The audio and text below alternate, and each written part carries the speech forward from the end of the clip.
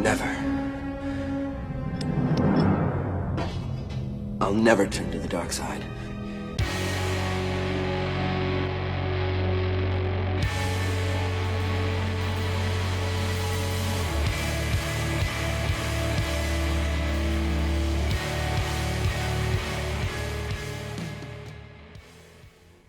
Welcome once again, my fellow manipulators of digital fate. I'm Richie, this is Capricorn, and today we're back at it with another standard deck tech straight out of Final Fantasy Standard, except this time we just got the banned and restricted announcement for Standard, and it absolutely blew my mind. 7 cards banned. 4 different huge archetypes were impacted in huge meaningful ways, and when the dust settled, I realized that mid-range has a solid chance of coming back in grand fashion, and I think the one deck that stands the best chance to rise above the others in a sort of mid-range capacity, even though it's also sort of a combo deck, is the Insidious Roots deck. So we're going back to Insidious Roots, we're back to our roots, and we're doing a little twist on it, because not only is it a roots deck, but it's also a Yuna ℍ𝕆ℎ𝔼 deck.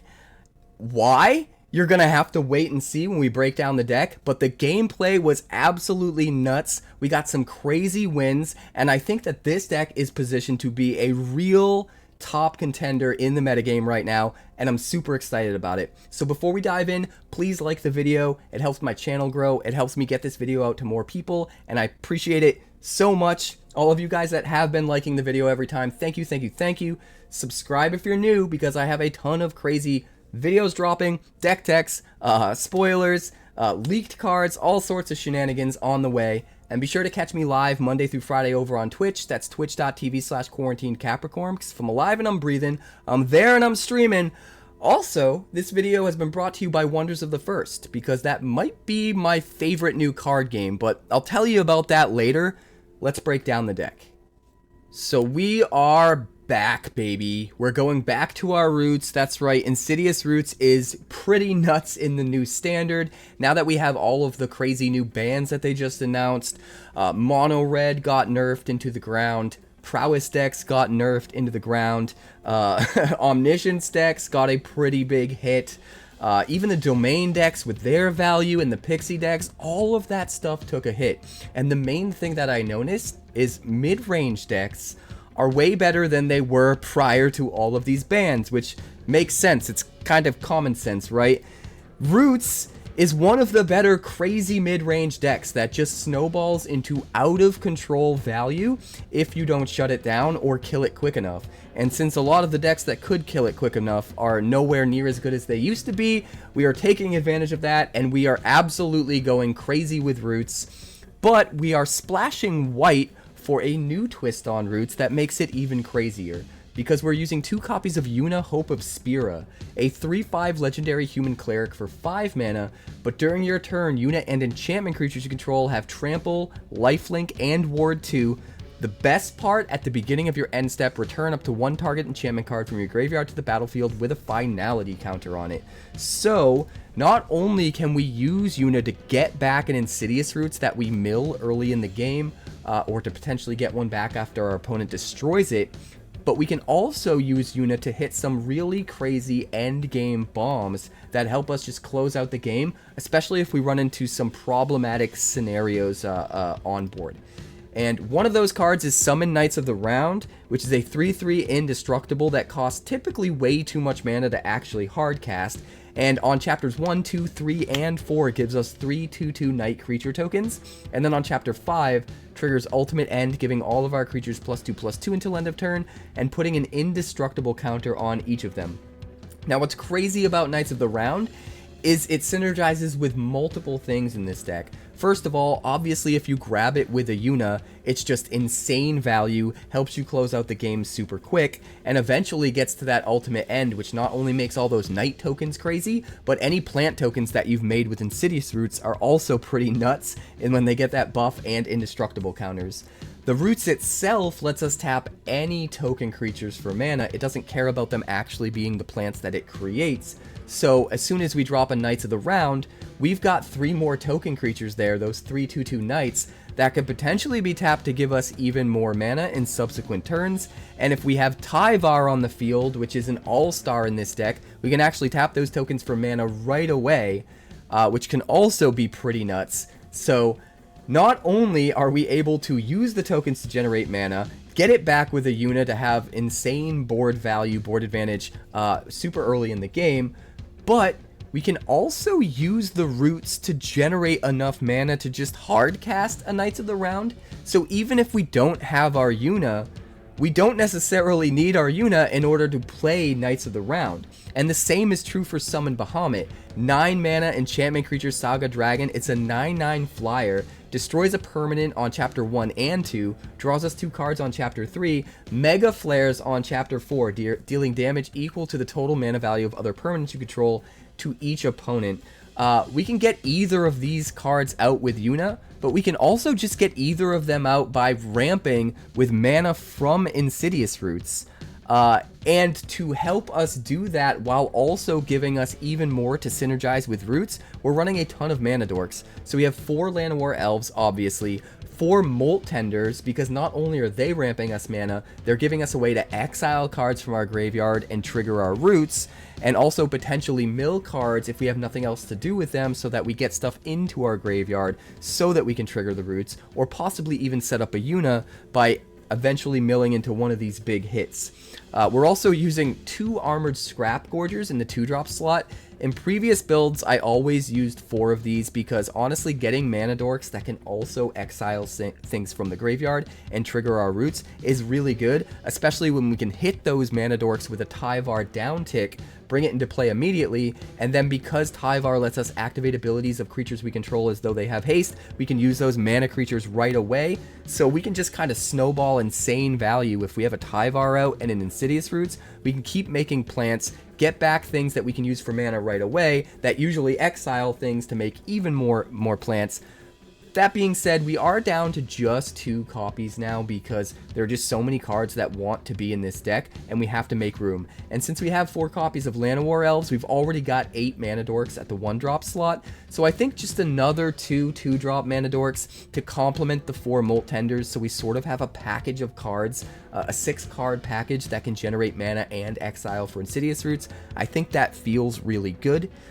And then we've also got 4 Snarling Gorehound, because all of these plant tokens we're making will trigger this, but also all of our early plays are all going to trigger the Gorehound and just help us fill up the graveyard with that Surveil. Sometimes we can even stack counters on the Gorehound and use its menace to good effect, maybe kill a Planeswalker on the opposing side or get through for some extra early damage. It's just all around one of the better 1-drops you can use in a Roots deck. And then we've also got 2 Rubblebelt Maverick. This is another card that I used to have 4 copies of in the deck, because getting to Surveil 2 for just 1 mana, and having a chump block body, and having the ability to self-exile itself even if you have no other way of exiling creatures from your yard so that you can trigger your Roots, all of that is just amazing. This is one of the better 1-drops we can run in the deck. That being said, the 8 mana dorks and the Gorehounds are more important, I feel, than even the Mavericks, so we are down to just 2, because I'm also running 4 copies of Seed of Hope, and this card might look a little bit greedy, like maybe we should stick with just 1-drop creatures. You know, we could go up to 4 Rubblebelt Mavericks and still have another 2 card slots, but I think this card is just incredible in Roots decks. Not only is it a strictly better opt, letting us see the 2 cards before choosing which one goes into our hand, but it also gains us 2 life, and it also triggers our Roots when we use it if we pull a creature out. All of that is amazing. Like, all of that is so good. As long as your deck is almost entirely permanents, Seed of Hope is just a strictly better opt in a deck like this. It does everything we want and for only 1 mana. So we're absolutely going to run it. And it is worth pointing out, we do only run as our only non-permanents 4 Seed of Hope and just 1 Esper Origins.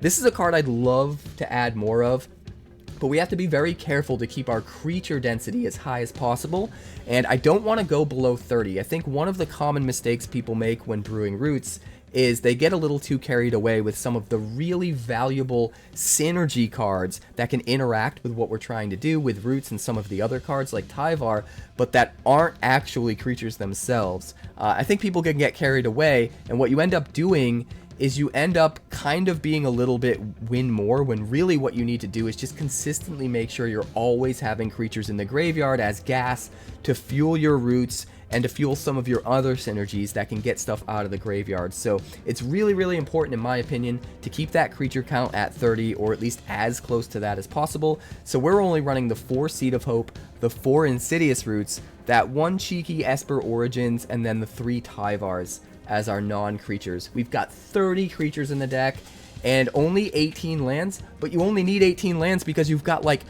10 mana dorks, plus the Insidious Roots are making you mana left and right if you get those online. So it almost feels like you have 14 mana dorks in this deck, and 8 of them only cost 1 mana. So we can afford to only go with 18 lands. We're pretty much just running the Surveil Land, Verge Land package, because we want to run Surveil Lands anyway to put stuff into our graveyard. So we might as well capitalize on that by being able to run all the Verges, or at least, you know, the green-black Verges. We really only need a little bit of white mana here in the mana base, because most of the time our white mana can very easily come from our mana dorks.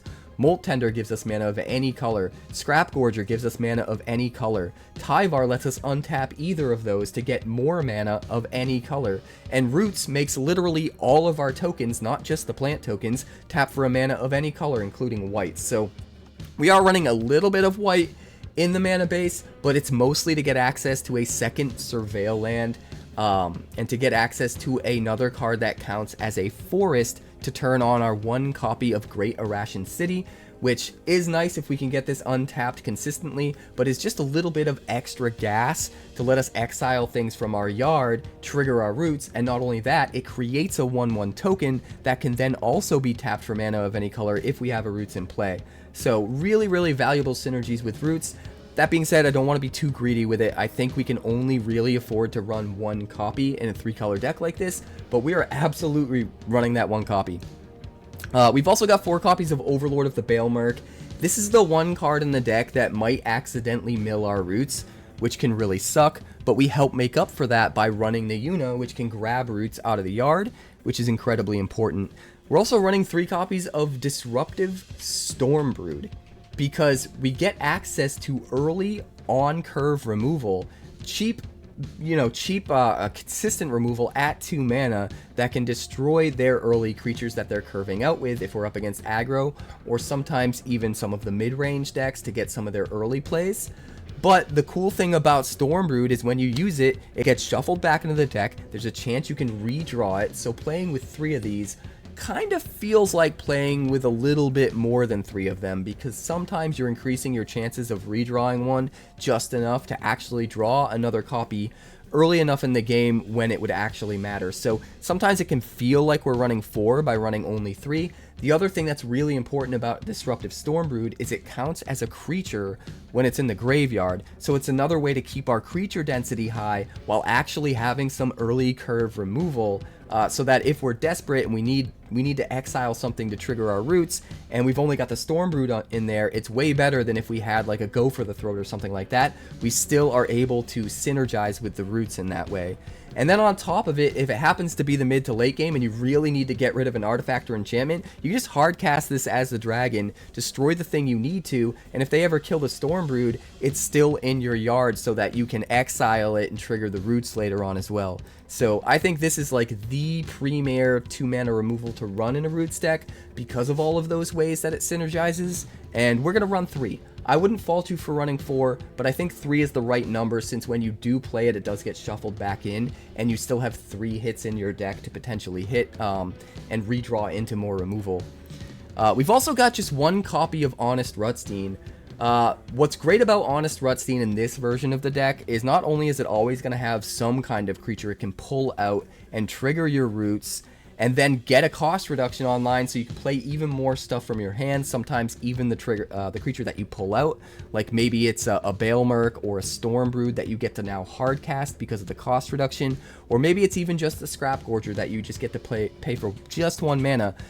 But in this deck, it does a lot more, because we can use it to get back our Yuna if we end up milling our Yuna into the graveyard, so that we can turn on our mid-game plan B strategy of dropping Yuna to get back our roots, or to get one of these game-ending bombs to just win the game.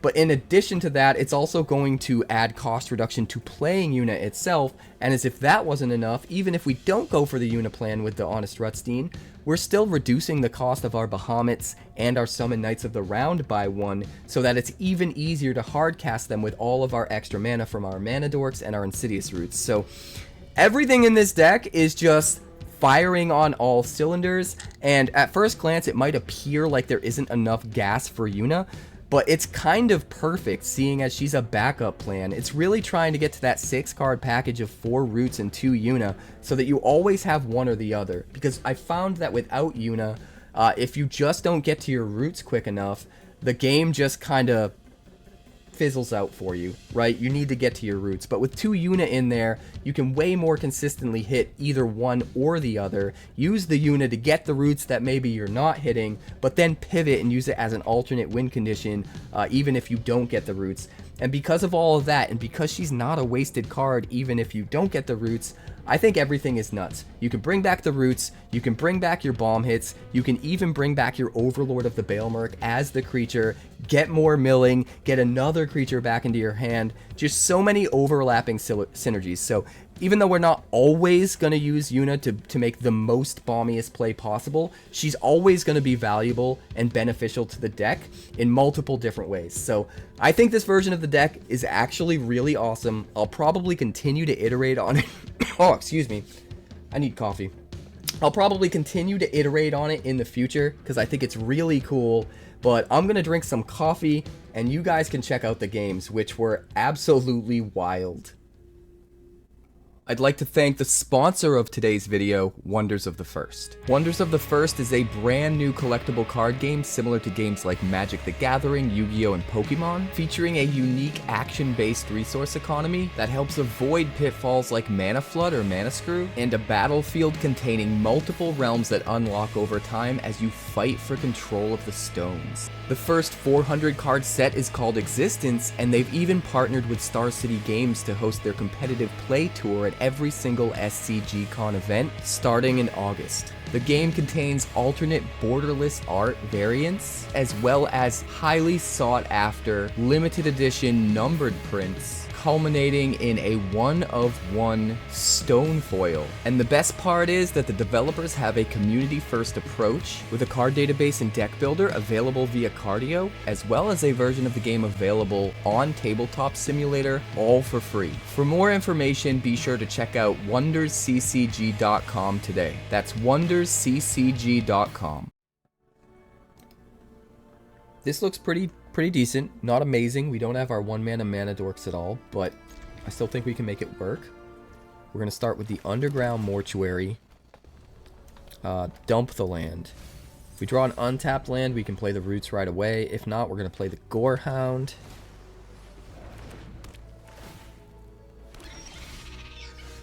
There it is.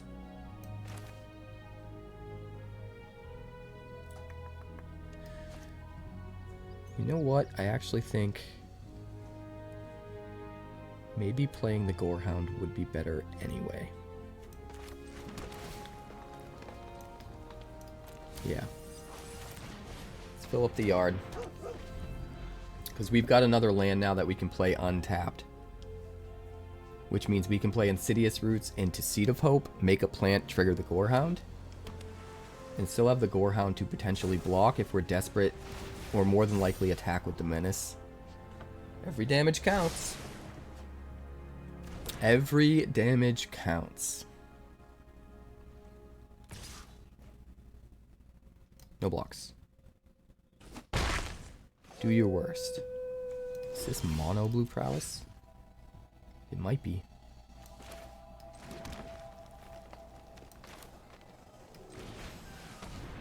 Do you have a counterspell, sir?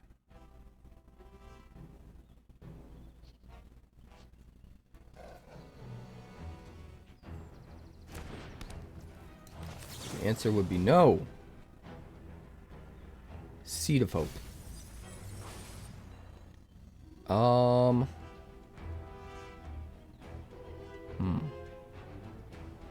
You know we can't play it this turn.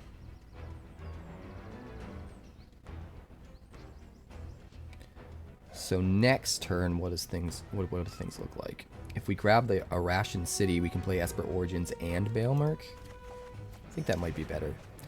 We may also want to just play the Gorehound. But even if we do, it might be better to have access to the Greater Ashen City. We lose one extra card in the yard. That's really the only downside. Alright, we got Vivi with no mana available. We gotta dig for our dragon. Oh, hey! There it is. Would you look at that? Well, we are absolutely gonna 𝐵𝑒𝑚𝑚𝑚, and then we are gonna Petty Revenge.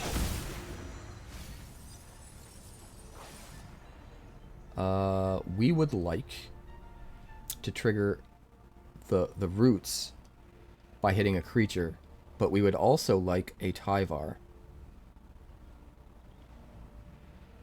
I think the roots might be more important.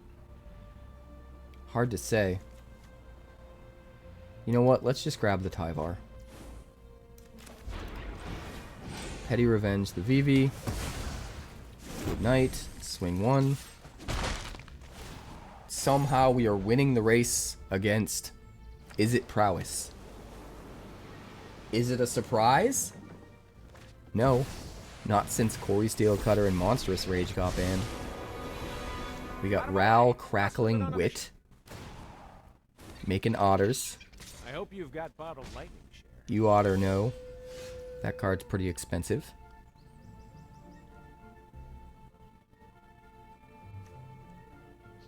Alright, we will start with a Gorehound.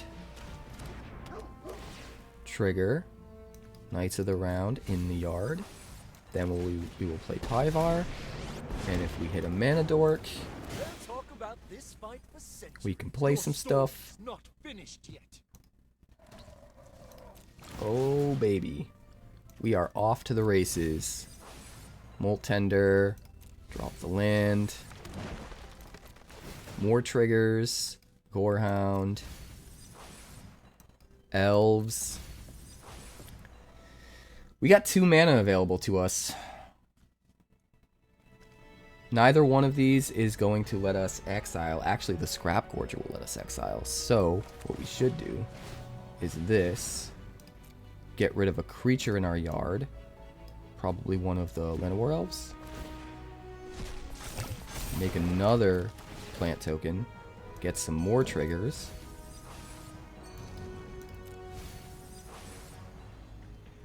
Lots of value there. I think I'm going to hold on to the Seed of Hope, though. And then we'll go Rubblebelt Maverick. And we're going to keep it, but we're going to get that Surveil too, and maybe move the thing under it. We're going to keep that there. We're going to keep it just as is. And then we're going to swing at Ral for just 1.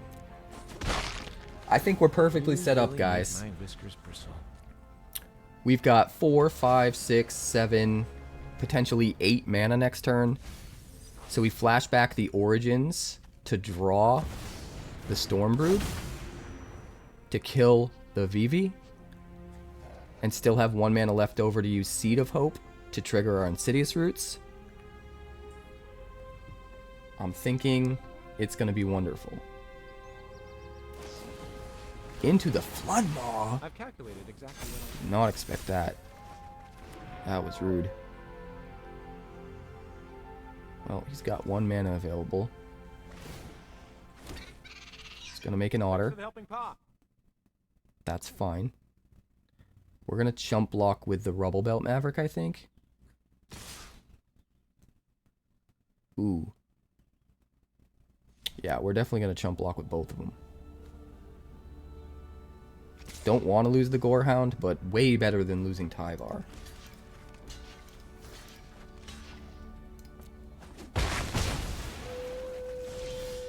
Alright, so first of all, Esper Origins. Another Roots, oh my god.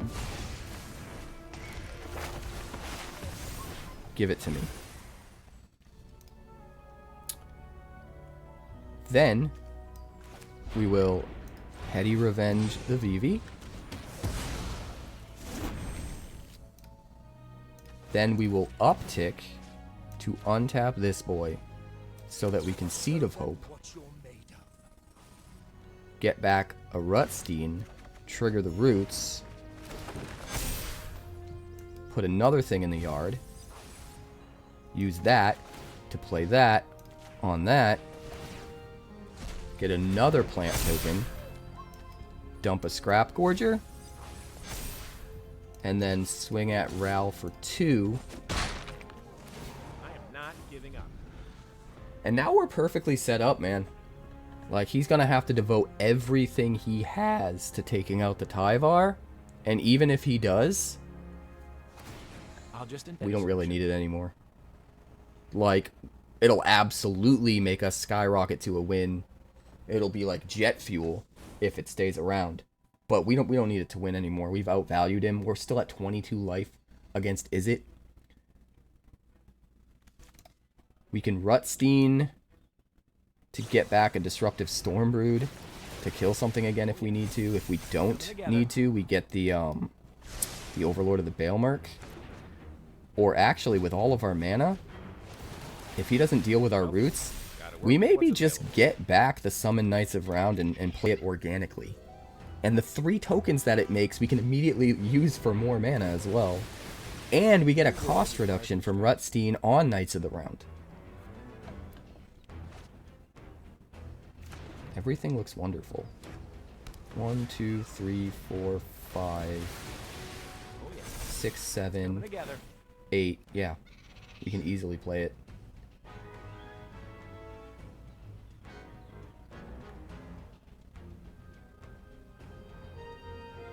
What is his plan? Swing at me for 15. He wants to swing at me for 15. No blocks. We'll go to 7. Not a single care in the world. Watch how crazy this is going to be. We're going to get back our Knights of the Round. Get a plant. Keep the roots there. We are going to play our Knights of the Round.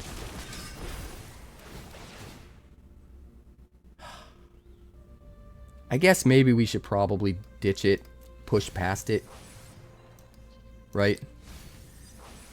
I don't love it, but it makes sense. Then we can tap this dude for green. Play this. Dump you. Then we can uptick, untap our biggest token. We can do this all day. And I think we're good. We have the ability to exile one more thing to grow our plants again. But we don't need to do it right now. We're going to swing with this dude at Ral. And this dude at Ral. So that he loses some otters or loses his Ral. We're going to hold everything else up as blockers. He's down to just 2 cards in his hand. He could level 2, be left with 2 mana, play into the Floodmaw, and play another 1-drop from his hand. But that's really it. This is Menace. This is Menace, sir. This is Menace, sir. Okay, you're gonna kill it? That's fine. I'm completely happy to have another creature in the yard and both your otters gone. Less things I have to block. Down to 1 counter here. We've still got Knights of the Round. And the beauty is, if he bounces it, we can just hard cast it. We don't even care. Unless we lose our roots. That's the only way we can't hard cast it. But even then, we're kind of close, right? 5, 6... 7 with the cost reduction. Yeah, we would just need 1 more land. Time to embrace the local culture. Alright, gets his prowess triggers. Torches. This dude. I mean, I guess we gotta let him do what we gotta let him do, right?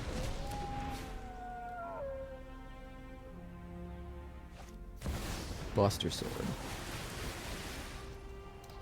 I have a plan. It's not enough, though. And he knows it. You're out of your mind.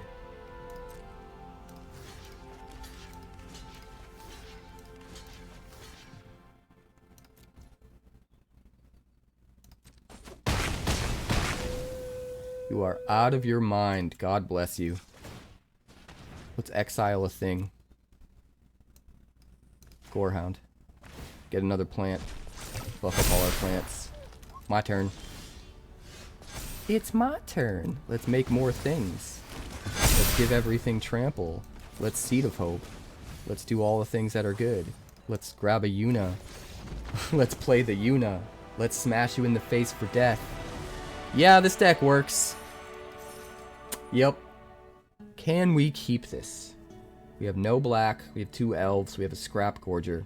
We go first. I think it's keepable. It's not great, but it can work. Put the Maverick in the yard. We'll hopefully draw land. Play the elf. This will at least let us play a Scrapgorger next turn, so that even if we don't draw another land, we've at least got access to black. Oh, we've got another Roots, boys. He knows. He knows.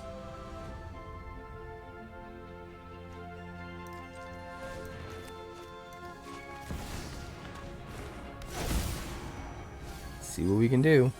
There's a Roots. There's a Roots! We'll grab 𝐻𝕍𝑠. We'll play another Llanowar Elves. We're way ahead on tempo, but he's got the Roots and we don't. Yuna could get back the Roots. If we top deck an untapped land, we can play it next turn. If we don't, we jam the 𝐻𝕍𝑠, and then we play it the turn afterwards for free. Or not for free, but for sure. I meant to say for sure. For some reason I said for free. C² 83. You know? You're rotting my brain, C². Appreciate you, though. You have 1 mana. Would you like to do a thing? You can do a thing. Exile my Rubblebelt Maverick? I'm okay with it. You do whatever you gotta do. And if you didn't, then why would you gotta do? Molt Tender. Ah, it's tender. It's tender, kid.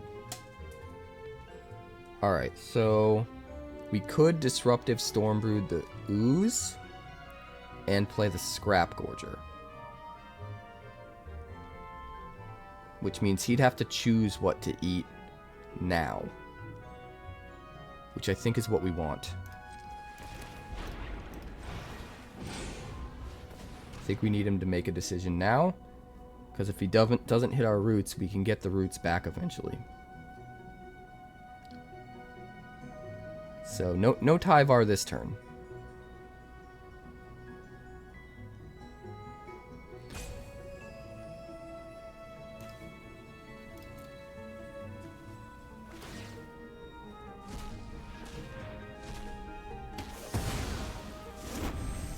So, did he hit the Roots? I think he did. He did hit the Roots. Interesting.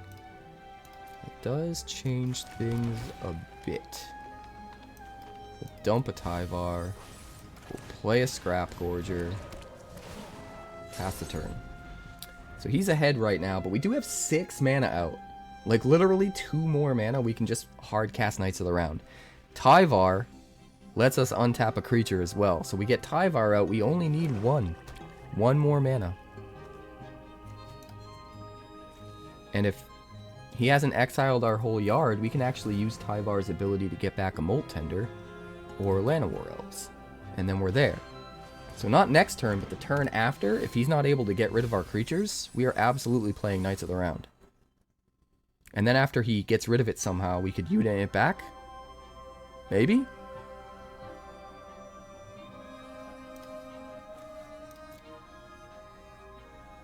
We'll have to wait and see.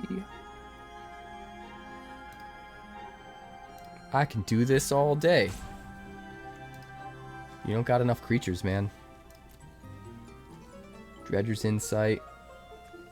Lands.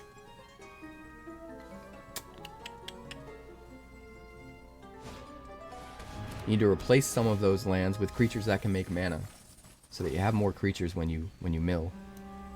Look at that. Hardly any creatures, bro.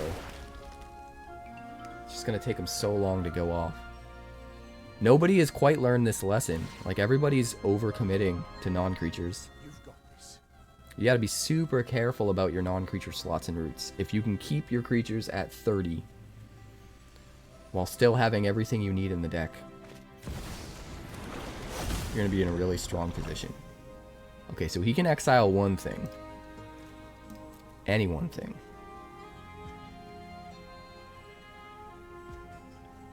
Which means we have to be very careful with how we do this. Oh, he's gonna exile his own thing. Wait, why? You can only trigger your roots if you exile a creature. I think he got confused. I think he wanted to trigger his roots and realized right after he did it that, oops, creature only. We got Dragon Sniper. I guess we Seed of Hope first, because if we hit a really strong enchantment in the graveyard, we can still Yuna. And if not, we can Tyvar. Ooh. Ooh. Let me think for a second. If I play Tyvar, I'm not going to have enough mana to Yuna. So I guess we Yuna.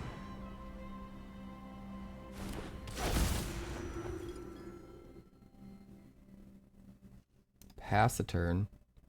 While this is still tapped, we get back our roots before it's gone, which I think is important.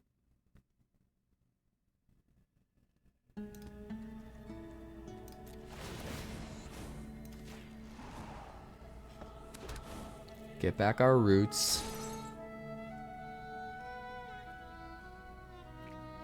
Now he has to push through Yuna and deal with our roots, and doesn't see the Knights of the Round coming if he doesn't take away our mana. We only need one more mana. We can win. Just one. Oh, he's got the ℍ𝑆_Might to take out our roots. Makes sense. He absolutely will. And then he can exile it with the Soul Cauldron and give everyone that ability, which is pretty awesome. So we're going to have some huge problems here. And it exiles, but it's got to be a non-creature. So our Knights of the Round is still in pretty good shape. The question is, does he get to go off with his roots before we get to go off with our Knights of the Round? We need one more mana. Tyvar's not going to get us there for another 2 turns, but if we top deck an untapped land, we're there.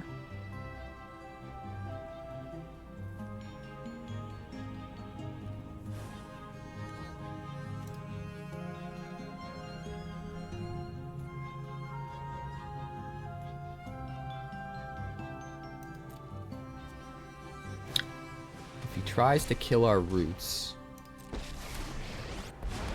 we will exile the Scrapgorger in response, and then he will exile whatever creature we target with the Scrapgorger, which won't really matter a whole lot. We'll still get the plant trigger, and then we'll have our mana next turn. actually, we will lose the ability to make mana with the plants when we lose the roots, so that's not entirely true. We're still absolutely going to do it, though.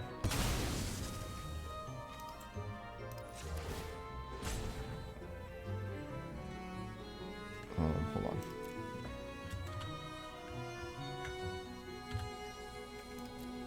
I did the wrong thing. Did the wrong thing.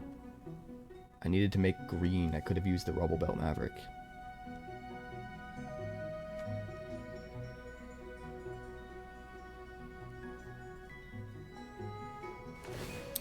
Shouldn't have made black. But he's doing everything I expect him to do. Like, I actually think it might be wrong for him to exile our creature with the Soul Cauldron, because we're getting the Roots trigger no matter what.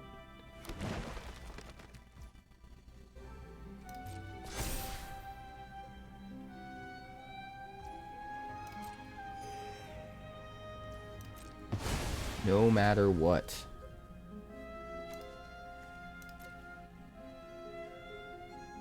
It's not really able to stop us.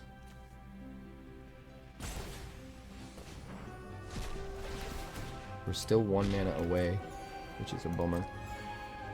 But now we get the ability to 𝑇𝑒𝑟𝑟 and get something back without him messing with it with Soul Cauldron. So that should be pretty good. Doesn't want to attack.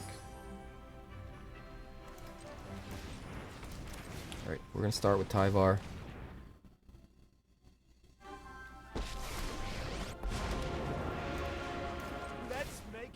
So -2.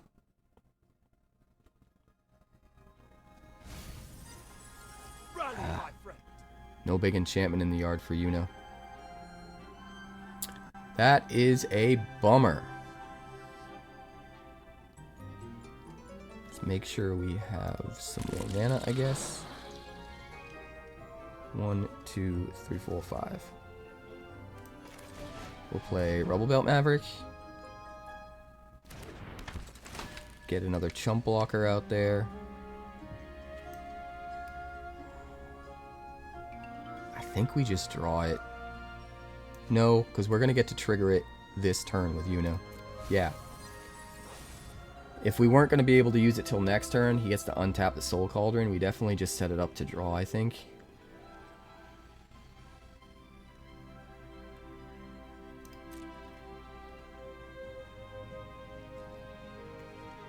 Definitely don't want to swing with Yuna. And the turn. Yuna triggers, we get back Bahamut. And what do we destroy? I guess probably the roots. It's not perfect. But it's good. It is really good. 4, 5, 6, 7, 8, 9. We have up to 9 mana next turn, which means we can play Knights of the Round. He also can't exile the Bahamut with his Haywire Might because it's a creature, which is amazing. I don't know, man. I think the Universion's got you beat. You have too many non-creatures. You need to come down on the lands a little bit. You can't really afford to have Roots, 𝑇𝑒𝑟𝑟, Soul Cauldron, Dredger's Insight, and Sheoldred's Edict, and God knows what else you have in there. Just too many non-creatures, man. Just too many. Not to mention the lands. He probably has a normal amount of lands, 22, 24, something like that. We only have to run 18, because we have 10 mana dorks.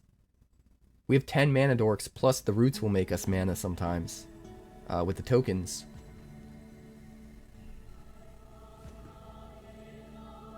Which is kind of amazing.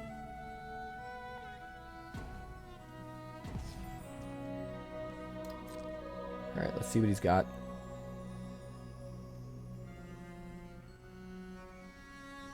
Is he gonna swing? Does not look like it.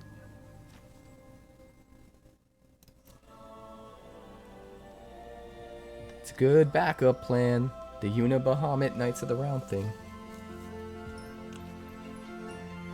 We use Bahamuts to kill... What do we kill next turn? Probably the Soul Cauldron or maybe the Tyvar. We don't really want to kill the Overlord. Although I guess he has plenty of things in the yard now to exile, so it probably doesn't matter. Let's rock! Hey, thanks so much for the follow, TKV's World. Appreciate you. We're going to pass two blockers. We're going to block the biggest dude with our biggest dude. We're going to block this. Do we want to kill a plant? Or do we want to stop the most damage possible? Let's see what killing a plant looks like first. This requires him to put a counter on it for it to not die, which I kind of like. And then...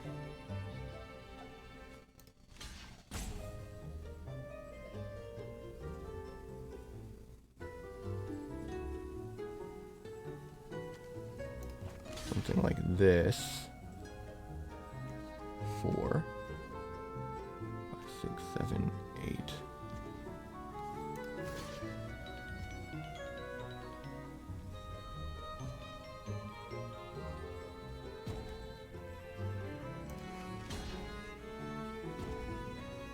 So we'd be taking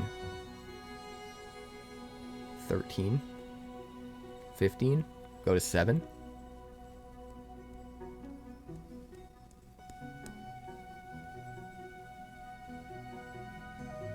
I think that might be fine.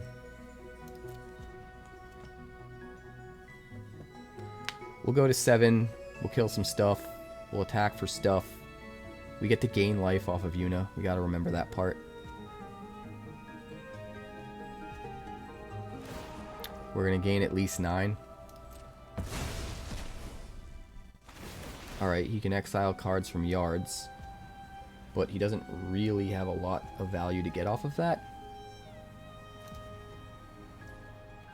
I guess he could put counters on the thing. Which means he can kill the Yuna. That's what I overlooked. He already has a Scavenging Ooze exiled.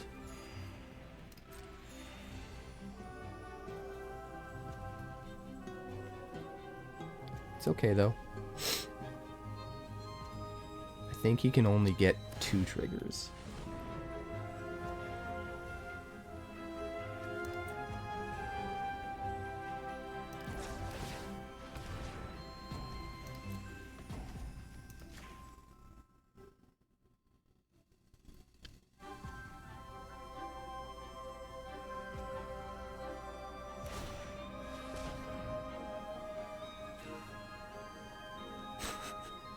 Really want to play this game?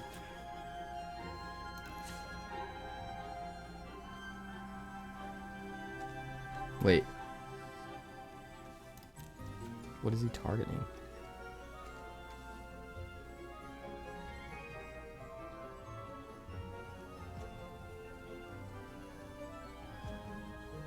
Same thing, because it's not showing it lifted anymore.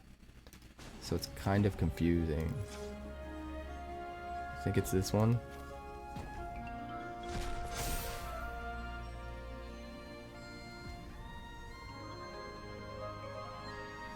I am so confused. What the hell just happened? I targeted it, but nothing happened. I didn't even get the mana. Did my clock run out? Is that what happened? Wait, he didn't kill my Yuna? Holy moly. He didn't kill my Yuna. That's wild, bro. We gotta kill the dragon sniper. Okay, he's just gonna scoop. For some reason he didn't kill my Yuna. I don't know what happened there. Maybe we were both out of fuses? Hard to say. This looks pretty good. We will keep it. Start with Lush Portico. Dump a Molt Tender.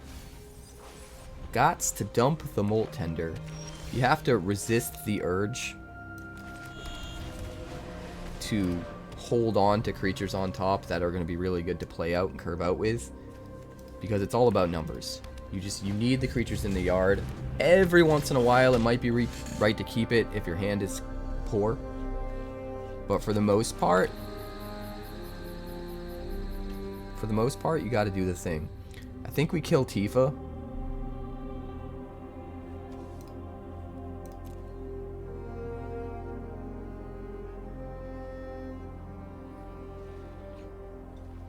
Let's do this.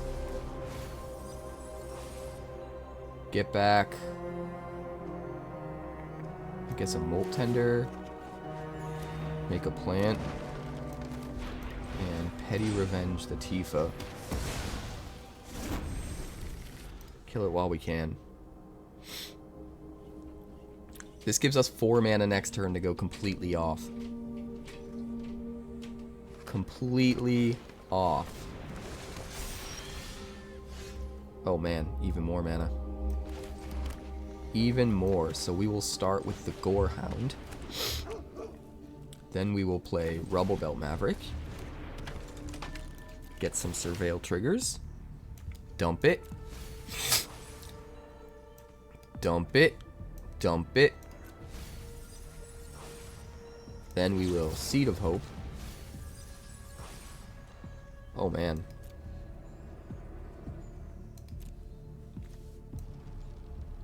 Well, Yuna can bring back Overlord, or Overlord can bring back Yuna.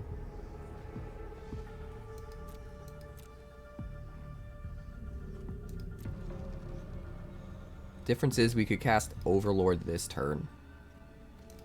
Yeah, let's just do that. Another Roots. It doesn't matter, it's about to go. We should have probably just dumped it so we can dig deeper with the Overlord.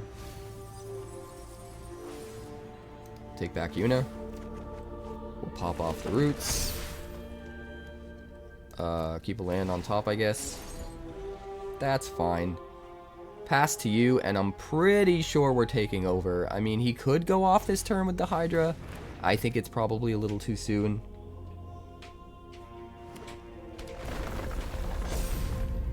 Five, 6, 7, 8.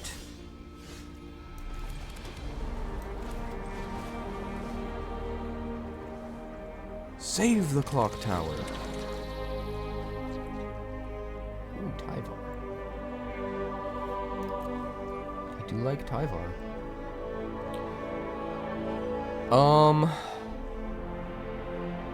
Let's go white, green. No, not the Arat. The whole reason I used those was to not tap the Great Arashan City. Ugh, I feel so bad. It's fine though. Everything's fine. I'm fine here. How are you?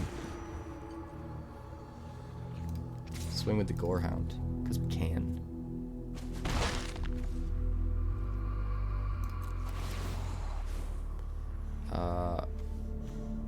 We'll get Bahamut first.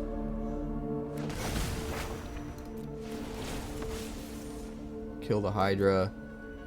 Make another plant. Snakeskin Veil, sure. But we have an absolutely giant blocker now.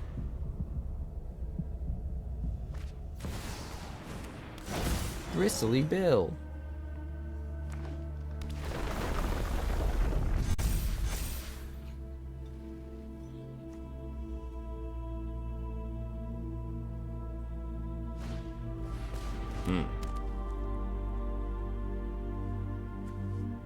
That is a big old Hydra.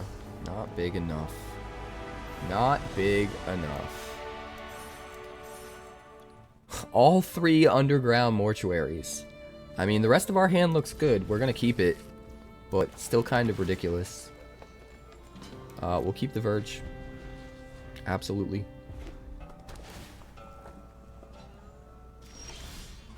We will play the Verge. We will play the Gorehound. We will play the Molt Tender to trigger the Gorehound to get access to extra mana next turn, hopefully. We're going to dump the Portico. As much as I'd love to have access to white without relying on Molt Tender, it's not important enough right now. Roiling Dragonstorm.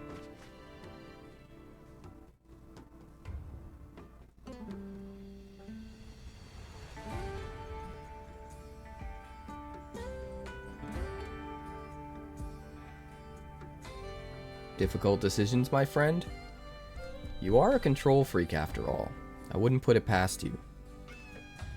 We're going to jam this Mortuary and an Insidious Roots. But if we can hit a creature off the Mortuary, that would just be so good. Either way, we're not going to want to waste Exile and creature until the Insidious Roots down, so we'll start here. Another land. Another land. Guess we'll just play the Roots before he has counterspell mana up. We will exile a land in order to play the Molt Tender. We will trigger the Gorehound, put a creature in the yard, swing one. Alright, we're pretty set up for next turn. I'm pretty happy about this. He's probably going to kill at least one of the Molt Tenders here. If he doesn't, he's going to be in a world of hurt, so... Oh, he's going to get lost the Roots. Interesting. I don't think that's the worst ever. We'll do this.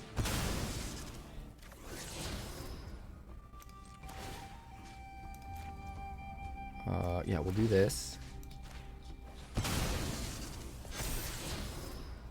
Ooh. Me likey. Me want wingy. So we are going to want to do this and this. We don't want to dump the Yuna yet. We will push... Ooh, a Seed of Hope. I think we need to keep everything.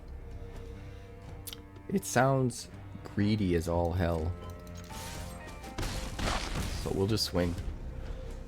I mean, this is 5 life a turn if he doesn't deal with our current board. I'm assuming he's going to have a sweeper here.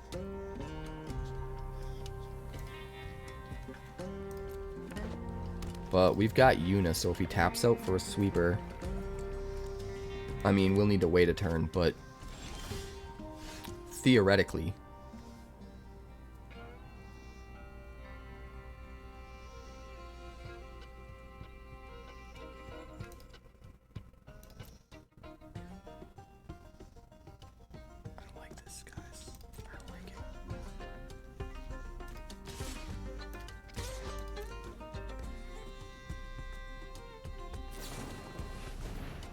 It's Lightning Helix! Oh my god! Is he holding up a counterspell? What do you think? What do you think, guys? I think he might be.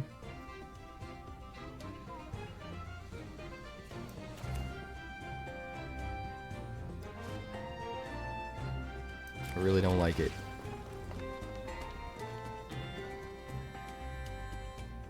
So we're gonna dump this anyway, because we're gonna pass the turn and we're gonna try to mill with our Molt Tender to get some more gas in our yard. We have to be careful with this Yuna, because if he counters the Yuna, it's just, we have nothing to recover with. So even though it was tempting to try to play it out, if he's got a counterspell, it's just over. Game's just over.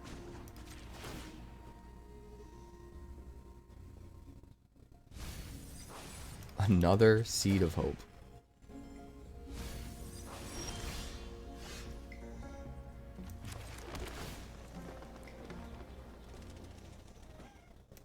Blooming Marsh. Right, let's see if we can push a 𝐻𝕍𝑠 through a counterspell. Okay, looks like we can. Let's mill some more stuff into the yard.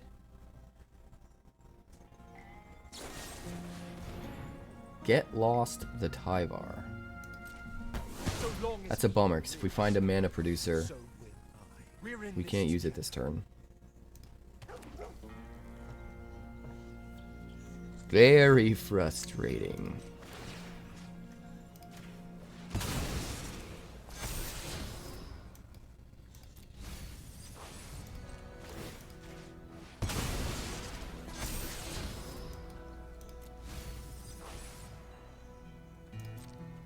Swing 3. End the turn. We've got Yuna in our hand, so if we can mill a really strong enchantment, we're going to be pretty good. If we can't, we just get back the roots, and that could still be good, but it's going to take some setup.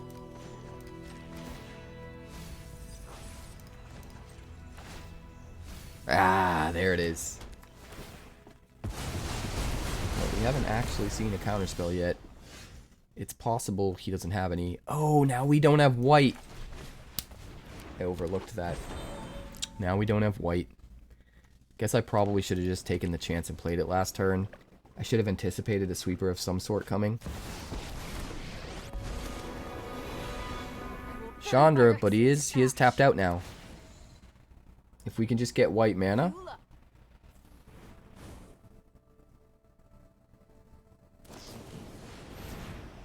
Lightning Helix, that's fine.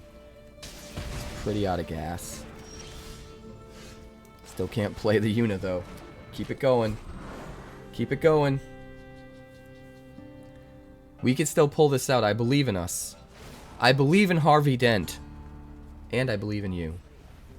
And I believe in Bandit. Right, Bandy? He's a good boy. He is a good boy. Jeskai Revelation. Jeskai Revelation. Jeskai Revelation. Interesting. Return a permanent to my hand. Why the Wastewood Verge?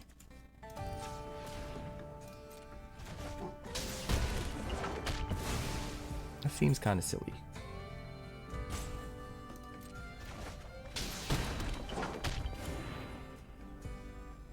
Why the Wastewood Verge?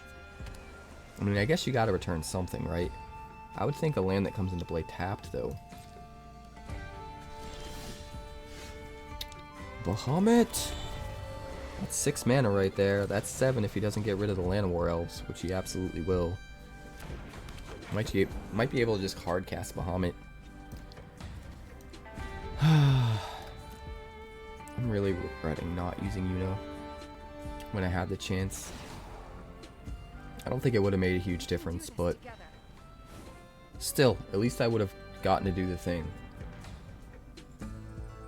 Come on, control freak.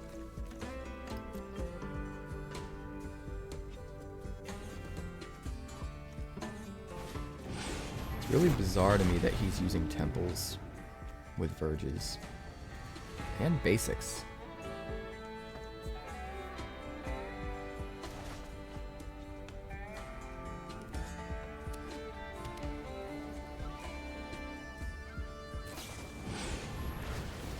River Regent. He's using it to draw. Draw 6, discard 2. So our opening is right now. It's now or never. He swings for 8. We go to 1. We are dead, so.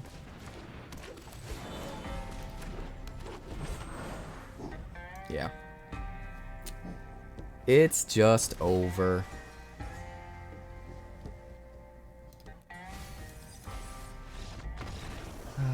Humiliating. Humiliating defeat. Even the dog's upset. This looks okay. I'd like to have an untapped land, but can't always get what you want. We'll start with a Lush Portico. You know, I really want to keep the Llanowar Elves. but I don't think it's the right call. So we're not going to. Fleeting Effigy.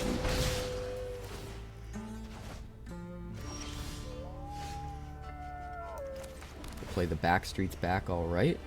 Keep the Verge on top. Play a Molt Tender. All is right in the world.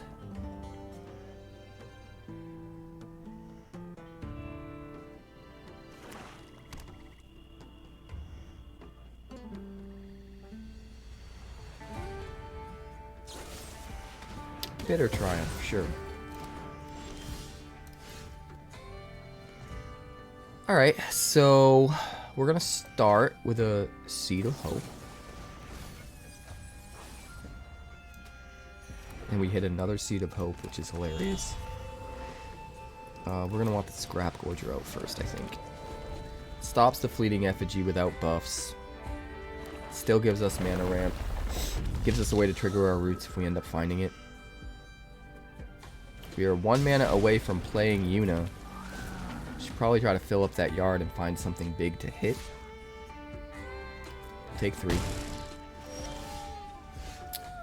There's something. Unfortunately, we have no way of getting rid of it. So I guess we'll start with Rubblebelt Maverick. Dump a Yuna, dump a land. Really want to play a Roots, man. So we're going to play Seed of Hope first. See what we can hit. The Verge. We'll play the Verge. We'll play the Overlord.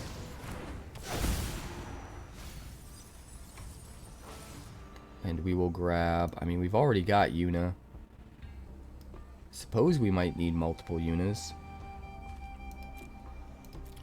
Let's just grab the Molt Tender. And then we'll play the Molt Tender. We'll exile one of his cards, so we can save our cards.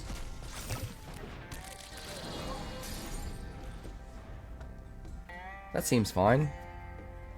All of that seems good. We can block the Bloodghast with the Rubblebelt Maverick. Exiles a creature and their graveyard. Yowza.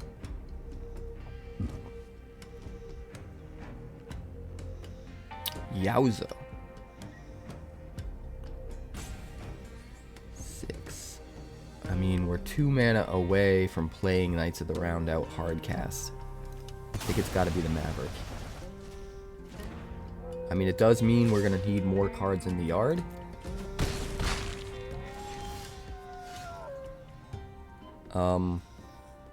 That's unfortunate. Mill a card.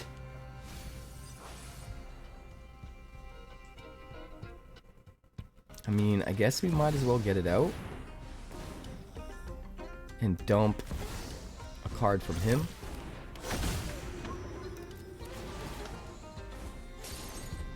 He'll probably kill the Yuna. But at least it sets him back tempo-wise. He's not going to be able to put more gas on the board. We're still at 6 potential mana.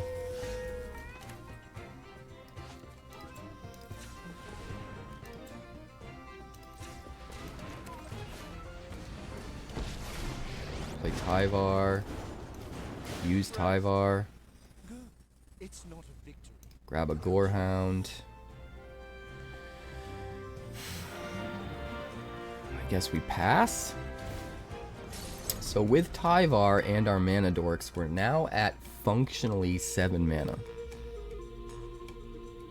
Which means 1 more and we can just hard cast Knights of the Round. Which is actually kind of bonkers if you think about it.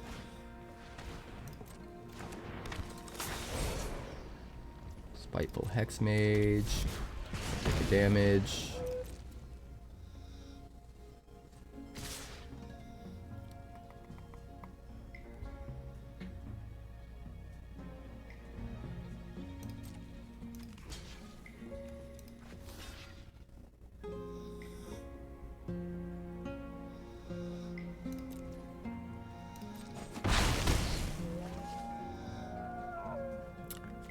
Let's mill a card here. Oh, that would have been the land. We could have cast it. Wild. 7. Yeah, we need one more. But we can do this.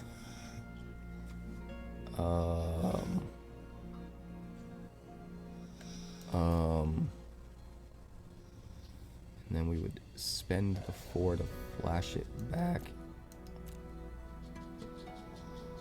Only have one more.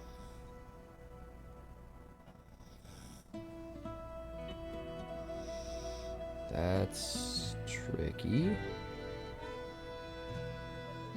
I think we do it.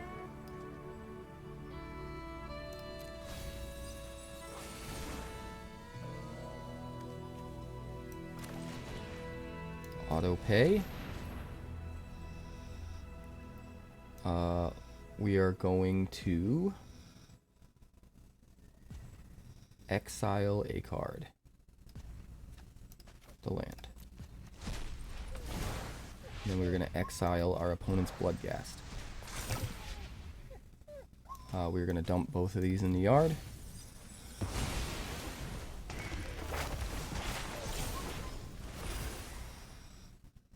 Get back the Llanowar Elf.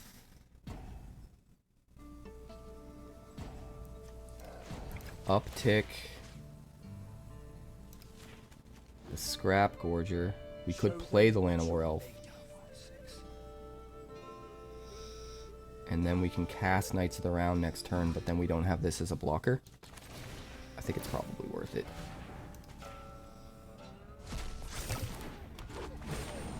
Alright. We got Summon Esper Origins out as a blocker. Is he out of removal yet? He's used 3 pieces on us.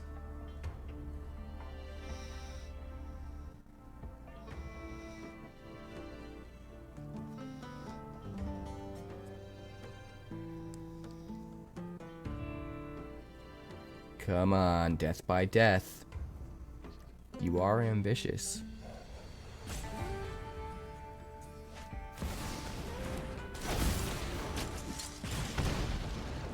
Okay. Interesting.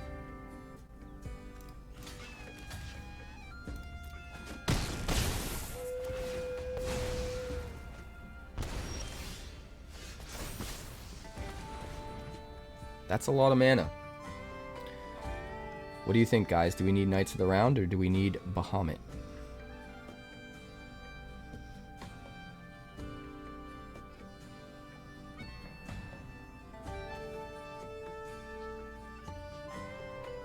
So we could do either.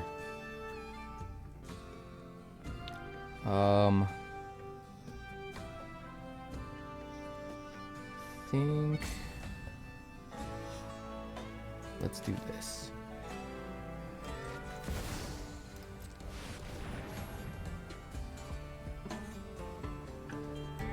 Exile Underground Mortuary. Exile his Tirsa. Bahamut. Destroy the Impact Tremors. Uptick. Get back the Armored Scrapgorger. Pass the turn. So all we have to do is survive this turn. And I think we're good.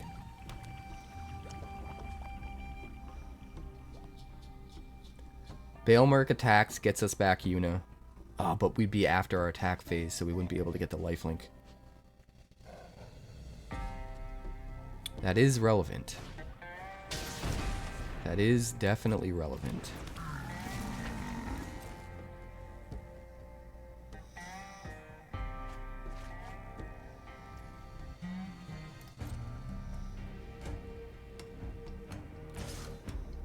Come at me, bro.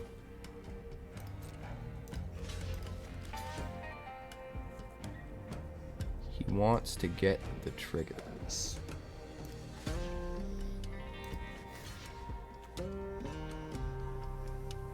He wants to get the triggers.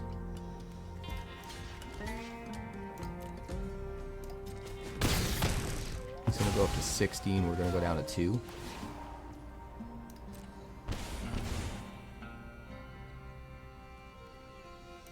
Our turn.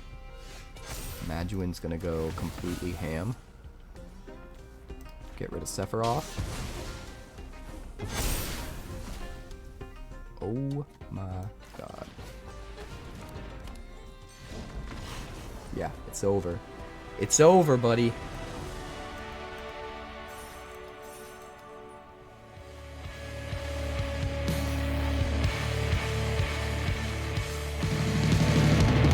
Thanks so much for checking out my channel. I'd like to give a huge shout out to all of my patrons over at Patreon. Without you guys, this channel would not be possible, so honestly, thank you from the bottom of my heart for all of your contributions. If you haven't yet, like and subscribe. The more likes we get and the quicker we get them, the bigger this channel will grow and the faster it will grow. I'd love nothing more than this channel to become something very special for you guys, but it's entirely up to you how fast that happens. Also, if you'd like more deck text, that's somewhere over there. And if you'd like to see what else the channel's been up to lately, that's somewhere up that way. Also, subscribe, circle below, do all the things.